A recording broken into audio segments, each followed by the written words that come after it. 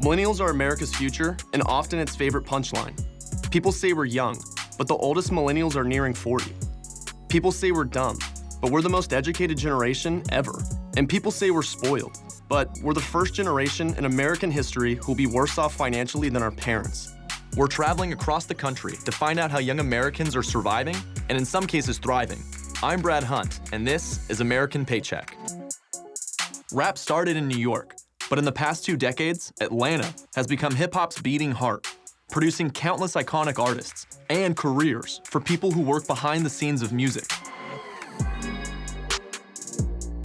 Grammy-winning mix engineer Corey Anders works behind the boards, fine-tuning some of hip-hop's biggest songs. My whole plan in life was ultimately I wanted to be in the studio. I wanted to do something with music. I was gonna graduate, go to college, get a finance degree, make a ton of money, and build a studio. So the end game was to be in the studio. And it wasn't until I came out here to Atlanta and was going to Morehouse working on my finance degree that I discovered there's a whole profession of you can be in the studio working with creatives and be creative yourself, but you don't have to be a rapper or a singer or play an instrument. That's when I discovered the whole engineering aspect. Interning at Patchwork was a gift and a curse. Anyone that says they loved interning is lying. I think I averaged probably 80 to 90 hours here a week interning because I understood that while I'm giving my time and cleaning up and doing all this stuff, the trade-off was I get to be in these rooms learning up under world-class engineers and actually building connections with different clients, artists, producers, labels, and just by being in the right place at the right time. How would you do it? Close it. Yeah.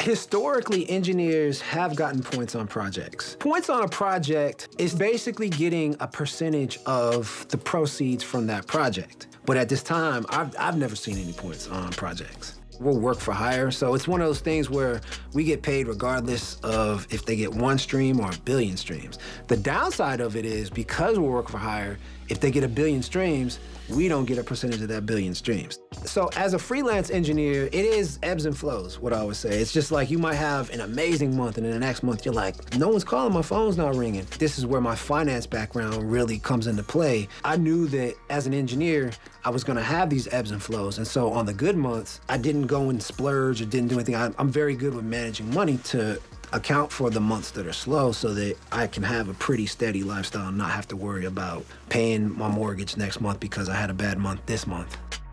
I stay in Atlanta for my career, A, because Atlanta is a hot spot for music. And for what I do, income-wise, the cost of living compared to other cities like New York or Los Angeles is a lot cheaper here, and I'm around the hot spot for music. While Atlanta's music has dominated for years, the city once lagged behind as a true business hub for musicians.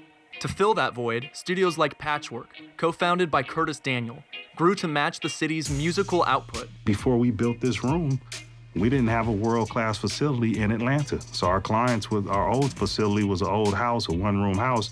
They would record in Atlanta, then they would have to go to New York or LA to mix their records. When we built this room, it allowed people to stay home, and that's when it just really took off. A friend of mine, his name is Razcast, and our other friend that used to own the studio, Bob Whitfield, he ended up getting drafted by the Falcons. He was the highest paid lineman in NFL history. So he had a whole bunch of money, and I thought this dude was the best rapper, so I'm like, do a demo and we'll go get a deal. And so he did it. He signed with Priority. We did the first album, and then we realized we spent over $200,000 in production and studio time. And us being about 22, 23 was like, man, we should just build our own studio and record there. And that's literally how it started.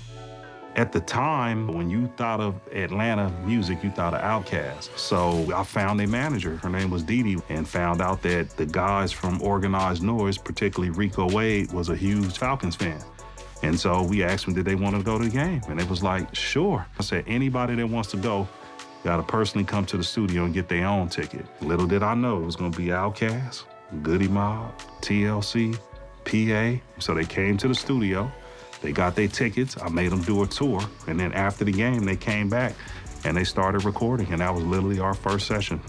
For a period, this is a dream for a lot of aspiring artists to get to patchwork. But before the home studios and the mid-range studios, I felt like they didn't have perspective and they didn't appreciate what we brought to the table. There's pre-production, there's recording, there's mixing, there's mastering, there's distribution. I saw a gap where the labels kind of stopped doing a lot of stuff for artists, so we took over, started doing copyright for people, registering songs, digital distribution, and stuff like that.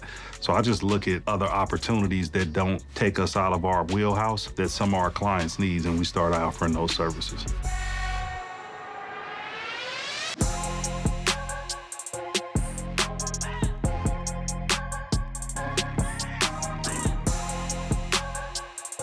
Every artist in Atlanta has their own photographer, and that didn't exist when I was starting. It was like they didn't want to be photographed. They didn't want cameras on them.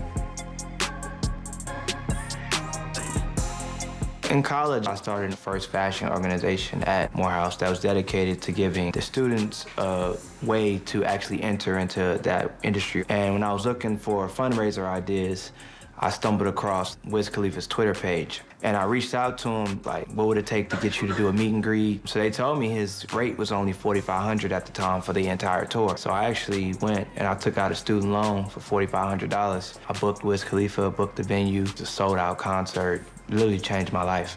I was so focused on the nerve that I didn't even get like a photo with Wiz or a photo of the night or anything. It actually sparked me to go buy my first camera because I was like, man, never again will I do something this grand and not be able to tell people I did it. The second I bought that camera, it immediately spawned opportunities. So people were hitting me up for anything. Like, yo, I'll give you $25 for this. I'll give you $50 to this. Take a picture of me or video this. First year for me as a photographer was like a roller coaster of emotions. In 2011, I got fired a week before Christmas. I said, I don't have much, but I have a camera.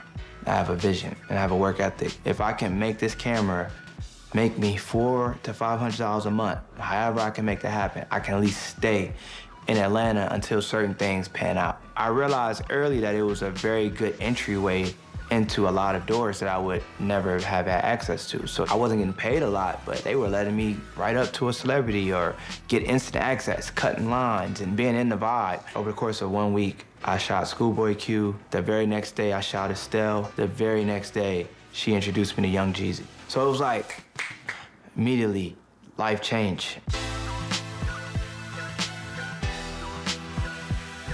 I always get that question, like, how'd you get the money to start your studio? One of the misconceptions with photographers is that we're all starving artists. But if you're shooting like commercial photography for like major brands, you can get $100,000 a day. I could have bought a car or jewelry or whatever. I just bought a studio that I can actually make more money off of. Things aren't created just to be cool. They're created to solve a problem. So when I originally opened up Cam Kirk Studios, I wasn't looking to solve a problem. I was looking to pat myself on the back and have an ego stroke moment of like, I have my own studio. So for the first 6 months of trying to open the studio, open to the public, we had one client for 6 months. I wasn't walking the walk and I didn't have substance. I wasn't really out to think of like, how can I change the world with this vision, or how can I use that influence and pour it into something positive? How can I use it to inspire the next generation? So I remember I sat down with my team and I was like, first thing we're gonna do is offer free studio time. And everybody was like, what? How are we gonna make money? And it was like, it's not about money. These kids need a place to shoot. Our price points are too high.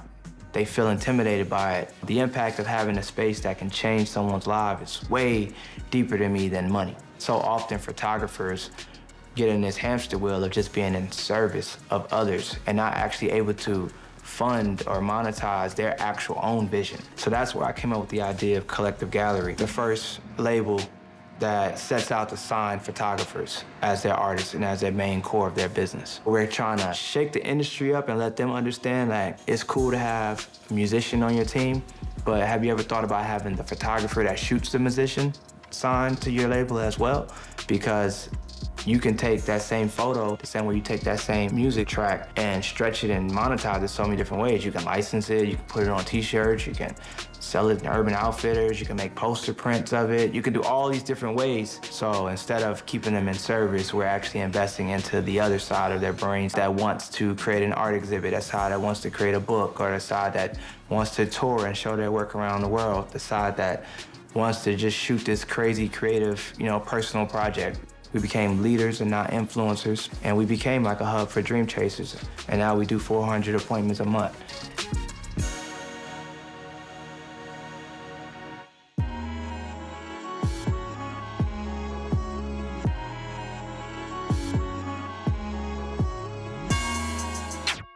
Studios like Patchwork and Cam Kirk have solidified Atlanta's spot as the center for creatives in hip-hop. Will another city come for that title? Only time will tell. But for now, all that matters is tomorrow's paycheck.